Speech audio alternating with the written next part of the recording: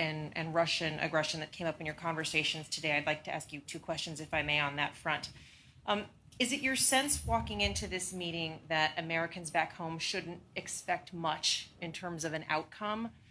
Could you provide some specifics on what a successful meeting would look like to you? Are there going to be specific concessions you want Putin to make? And then I'll just give you my follow-up right now. You've met Vladimir Putin before. What have you learned about him that informs how you approach this sit down with him? And what's your mindset walking into a meeting with a former KGB agent who you've said has no soul? I'll tell you all that when it's over.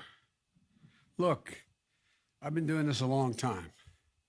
The last thing anyone would do is negotiate in front of the world press as to how he's going to approach a critical meeting with another adversary and or someone who could be an adversary.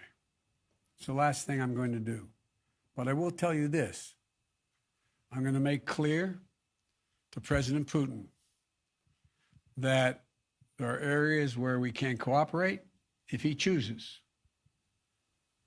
And if he chooses not to cooperate and acts in a way that he has in the past relative to cybersecurity and some other activities, then we will respond.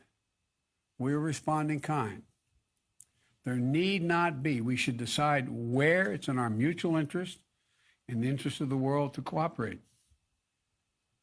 and see if we can do that. And the areas where we don't agree, make it clear what the red lines are.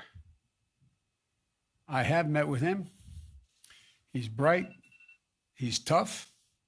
And I have found that he is as they say when you used to play ball, a worthy adversary. But the fact is that I will be happy to talk with you when it's over, not before, about what the discussion will entail. Nancy Cordes, CBS. Thank you, Mr. President. I also have two questions about Vladimir Putin. The first is, have any of the world leaders you've met with this week expressed concern that by meeting with President Putin this early in your presidency, that it'll look like you're rewarding him? What's your second question? The second question is what it will mean for the U.S.-Russia relationship if Alexei Navalny were to die or be killed in prison. Every world leader here as a member of NATO that spoke today, and most of them mentioned it, thanked me for meeting with Putin now.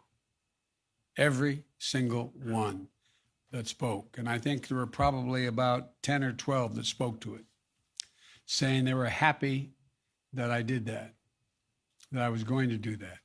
And they thought it was thoroughly appropriate that I do. And I had discussions with them about, in the open, about what they thought was important from their perspective and what they thought was not important. And so the interesting thing is, I know, and I'm not being critical of the press, I really mean this, I give my word, but generically you all thought, was Biden meeting him too soon? I haven't found a world leader who doesn't think it's not soon, it's just soon enough. Everyone that I've spoken to, privately and publicly, it doesn't mean there aren't some out there, but it's not likely that a head of state is going to stand up in front of 29 other heads of state and say, boy, I'm glad you're doing this, in effect. So there is a consensus. And they thanked me for being willing to talk with them about the meeting and what I intended to do. So I haven't found any reluctance. There may be someone, but not in open today or in the meetings I privately had as well.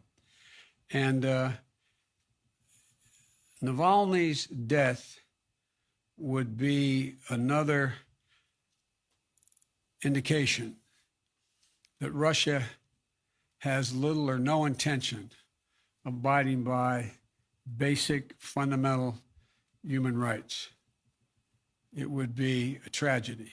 It would do nothing but hurt his relationships with the rest of the world, in my view, and with me. Jeff Zelny, CNN.